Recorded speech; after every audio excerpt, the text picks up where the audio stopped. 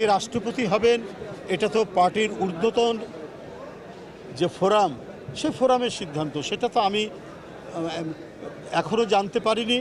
তারা নেবেন, যখনই নেবেন আপনারা বুঝতে পারবেন। আপনারা তো অনেক ঘটনা আগেই জেনে যান। তো সুতরাং রাষ্ট্রপতি পদত্যাগ করবে আমারও মনে হয়নি, কিন্তু আপনারা গণমাধ্যমে যেভাবে প্রচার চালিয়েছেন সত্যি সত্যি সেটা ঘটলো। দেখুন, উনি যেটা বলেছেন তার স্বাস্থ্যের অবনতি, তিনি গুরুতর অসুস্থ হয়ে পড়েছেন, এই কথাটি তিনি তার চিঠিতে লিখেছেন রাষ্ট্রপতি। তো সুতরাং আমরা ওইটুকুই জানি, আমরা ওইটুকুর মধ্যেই থাকব, যে আমরা এটাই জানি।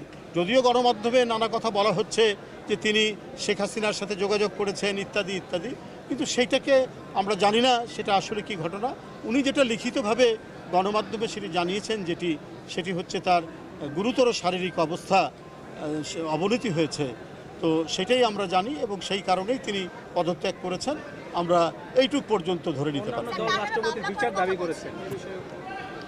সেই বিষয়ে এখন আমাদের দলের সিদ্ধান্ত। আমি তো একটা ব্যক্তি মানুষ, আমি আগেও বলেছি এটা তো একটা কালেকটিভ ব্যাপার, যে রাষ্ট্রপতির ব্যাপারে কি সিদ্ধান্ত হবে এটা দল সিদ্ধান্ত যখন নেবে তখন নেবে, কি নেবে সেটা দল জানে। উচ্চতর নীতি নির্ধারণী ফোরাম আছে, নির্বাহী কমিটি আছে, সেটা দলের বিষয়। আমি ব্যক্তি মানুষ হিসেবে, দলের সিনিয়র যুগ্ম মহাসচিব হিসেবে শুধু ওইটুকুই বলি যে তিনি পদত্যাগ করেছেন তার শারীরিক অবস্থার অবনতি হওয়ার।